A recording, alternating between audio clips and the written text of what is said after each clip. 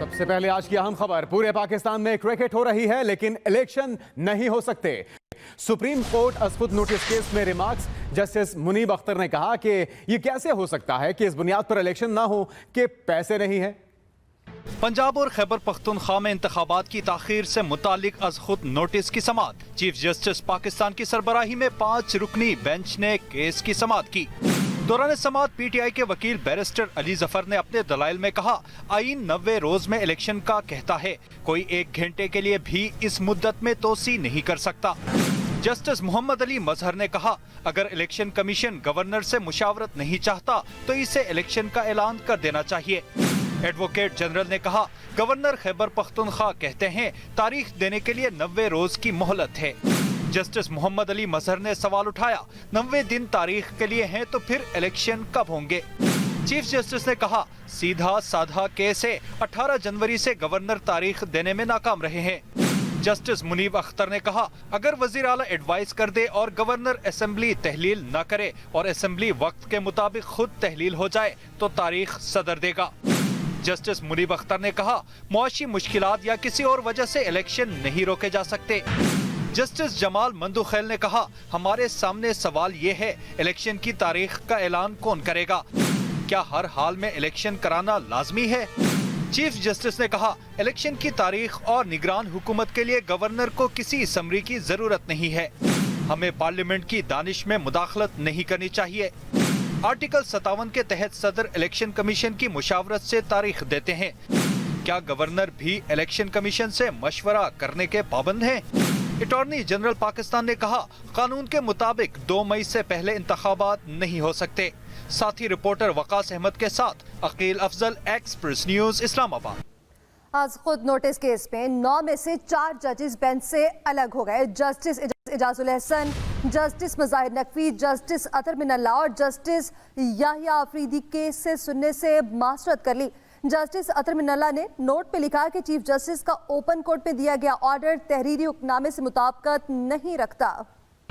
पंजाब और खैबर पख्तूनख्वा असम्बली के आम इंतखाबात में ताखीर का मामला। चीफ जस्टिस आज खुद नोटिस केस में नया मोड़, सुप्रीम कोर्ट का 9 रुकनी लार्जर बेंच टूट गया। Justice Ijazul Hasan, justice Mazahar Akbar Naqvi, justice Athar Minallah और जस्टिस याहिया आफरीदी ने केस सुनने से माजरत कर ली। 4 जजों justice Mansoor Ali Shah, justice Yahya Afridi, justice Athar Minallah और जमाल खान मंदोखेल के इख्तिलाफी नोट शामिल हैं। जस्टिस मंसूर अली शाह ने अपने इख्तिलाफी नोट में बेंच में शामिल एक जज की ऑडियो का जिक्र करते हुए कहा, जज से मुताल्लिक इल्जामात का किसी फोरम पर जवाब नहीं दिया गया। बार काउंसिल ने जज के खिलाफ सुप्रीम जुडिशल काउंसिल में रेफरेंस भी दायर कर दिया। जस्टिस जमाल खान मंदोखेल ने अपने इख्तिलाफी नोट में ऑडियो लीक्स का तज़किरा करते हुए कहा, गुलाम डोगर केस से मुताल्लिक ऑडियो संजीदा मामला है। जस्टिस इजाजुल हसन और जस्टिस मुजाहिर अली नकवी इलेक्शन से मुताल्लिक पहले ही अपना जहन वाज़े कर चुके हैं। दोनों जजेस का मौक़िफ़ है कि इंतखाबात 90 रोज में होने चाहिए। दोनों जजेस ने राय देते वक्त आर्टिकल 10A पर गौर नहीं किया। जस्टिस याहिया आफरीदी ने इख्तिलाफी नोट में लिखा, सुप्रीम कोर्ट के आज खुद नोटिस का कोई जवाब नहीं है। जस्टिस अतर मिनल्ला ने अपने इख्तिलाफी नोट में लिखा, चीफ जस्टिस का ऑर्डर खुली अदालत में समात और जुबानी अहकामात से मुताबिकत नहीं रखता। साथ ही रिपोर्टर जैखम नकवी के साथ Mian Aqeel Afzal, Express News, Islamabad. Election जरूर होगा लेकिन पहले नवाज शरीफ से नाइंसाफी का हिसाब होगा। मरीम नवाज ने वाज़ेह कर दिया। साहिवाल में खिताब में उन्होंने कहा कि इलेक्शन जरूर होगा लेकिन पहले नवाज शरीफ से नाइंसाफी का हिसाब होगा। इलेक्शन होगा, जरूर होगा, लेकिन पहले तराजू के दोनों पलड़े बराबर किए जाएंगे। इलेक्शन होगा, जरूर होगा, लेकिन पहले नवाज शरीफ से होने वाली नाइंसाफियों का अजाला होगा। जवाब दो कि नवाज शरीफ की दुश्मनी में क्यों पाकिस्तान के साथ इतना बड़ा जुल्म किया, क्यों 22 करोड़ अवाम के जीती जागती अवाम के मुल्क के साथ इतना बड़ा खिलवाड़ किया। जवाब दो पनामा वालों, जवाब दो फैज हमीद। आज अगर महंगाई है, आज अगर IMF के हाथों मुल्क गिरवी पड़ा है तो कौन जिम्मेदार है? पैनामा बेंच और वो बेंच को बनाने वाले और बनवाने वाले जिम्मेदार हैं। वो तो ताही चोर, पाकिस्तान का सबसे बड़ा चोर जिसने घड़ियां तक नहीं छोड़ी। तकलीफ तो मुझे ये है कि उसको लाने वाले जानते थे कि वो तबाही का दूसरा नाम है। उसको लाने वाले जानते थे कि वो ना अहल तरीन इंसान है, ना लायक तरीन इंसान है। पीटीआई ने शाह महमूद कुरैशी को अपोजिशन लीडर नामजद कर दिया। स्पीकर कौमी असम्बली से तहरीक इंसाफ के वफ्द की मुलाकात। फवाद चौधरी ने कहा चेयरमैन नैब की तकर्री के लिए मुशावरत शाह महमूद से की जाए। पीटीआई ने शाह महमूद कुरैशी को नामजद कर दिया। आज तहरीक इंसाफ के 21 मेंबरान असम्बली यहाँ आए हैं। स्पीकर साहब से हमारी मुलाकात हुई है। नैब के चेयरमैन का इस्तीफा हो गया और अब उसके लिए कंसल्टेशन शुरू की जाए और जो शाह महमूद कुरैशी साहब हैं उनको और तहरीक इंसाफ के साथ नैब के चेयरमैन की कंसल्टेशन जो है वो की जाए। और स्पीकर साहब ने हमें यकीन दिलाया है कि वो इस दोनों मामलात के ऊपर गौर करके और वो नामजदगी का प्रोसेस जो है वो शाह महमूद कुरैशी साहब का उसके ऊपर गौर करेंगे और आगे बढ़ेंगे। पीटीआई की फंडिंग में मनी लॉन्ड्रिंग का कोई सबूत नहीं। इमरान खान का ममनुआ फंडिंग केस में जवाब। चीफ इलेक्शन कमिश्नर का पीटीआई और उसके अराकीन के खिलाफ तासुब ढका छुपा नहीं। साबिक वजीर आजम का बयान बैंकिंग कोर्ट में जमा कराया गया। इमरान खान कल इस्लामाबाद बैंकिंग कोर्ट और इस्लामाबाद कचहरी में पेश भी होंगे।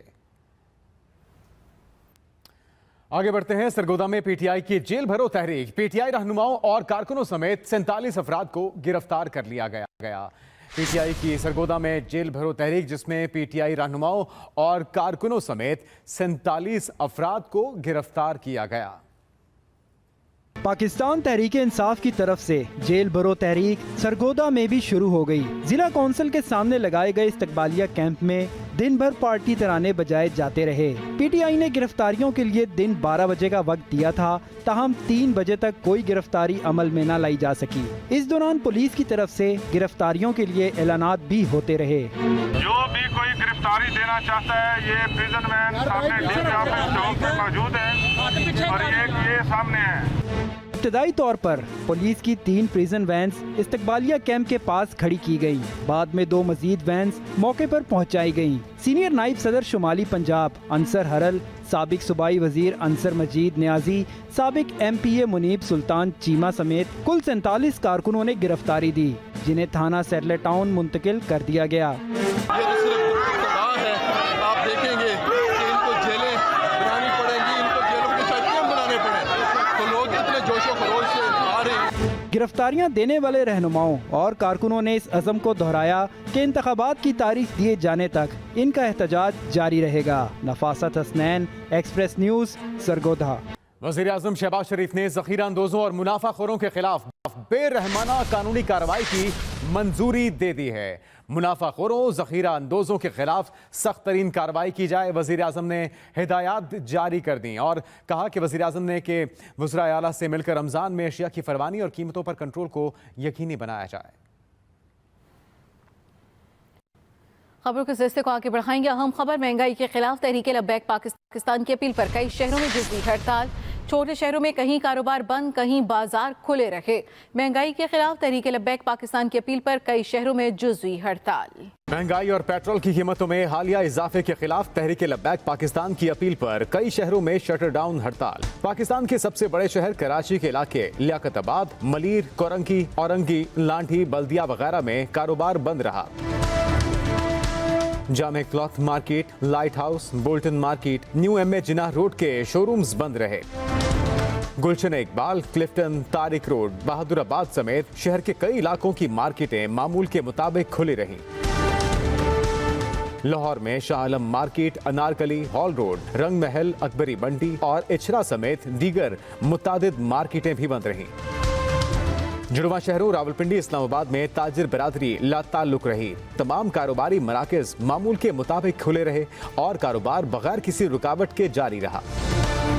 शहर और कैंट के इलाके में TLP कारकुनों ने रैलियां निकाली, लेकिन कोई नाखुशगवार वाकया पेश नहीं आया। क्वेटा, मुल्तान, गुजरांवाला समेत दीगर शहरों में भी शटर डाउन हड़ताल की गई। और दूसरी जानिब अदालत ने lieutenant general retired Amjad Shoaib को 3 रोजा जिस्मानी रिमांड मंजूर कर लिया है। पुलिस की जानिब से 7 रोजा जिस्मानी रिमांड की इस्तदा की गई थी। थाना रमना पुलिस ने lieutenant general retired Amjad Shoaib को उनकी रिहाइशगाह से गिरफ्तार किया। Lieutenant general retired Amjad Shoaib के खिलाफ मुकदमे में अवाम और सरकारी मुलाजमीन को इदारों और हुकूमत के खिलाफ बगावत पर उकसाने की दफात शामिल है। FIR मजिस्ट्रेट अवैस खान की मुद्दत में दर्ज की गई। FIR के मुताबिक अमजद शुएब ने कहा कि जेल भरो तहरीक और लॉन्ग मार्च कामयाब नहीं होते। सरकारी मुलाजिमीन को कहा जाए कि कल कोई दफ्तर ना जाए तो हुकूमत को सोचना पड़ेगा।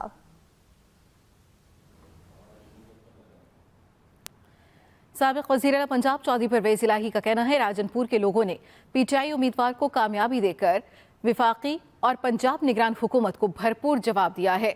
गुजरात में जिले कौंसिल के साबिक चेयरमैन अरकान जिला कौंसिल और PTI कारकुनों से खिताब करते हुए परवेज़ इलाही का कहना था इमरान खान का रास्ता रोकने की PTM की हर साजिश नाकाम हो गई। PTM जान दे अवाम अब इंतकामी हथकंडों से डरने वाले नहीं हैं। मुकदमात, गिरफ्तारियां, जाली ऑडियो वीडियो लीक से भी अवाम खौफजदा नहीं है। PTM अदलिया के खिलाफ मुहिम से बाज रहे। अदलिया आइन के साथ खड़ी है, इसको दबाव में नहीं लाया जा सकता। अदलिया पर हमले करना नवाज शरीफ, शहबाज शरीफ और मरियम नवाज की पुरानी रविश है। इस न्यूज़ बुलेटिन से अब तक के लिए इतना ही। ताज़ा तरीन खबरों से बाखबर रहने के लिए विजिट कीजिए हमारी वेबसाइट express.pk। आप हमें ट्विटर और फेसबुक पर फॉलो भी कर सकते हैं। बाखबर रहिए और देखते रहिए एक्सप्रेस न्यूज़।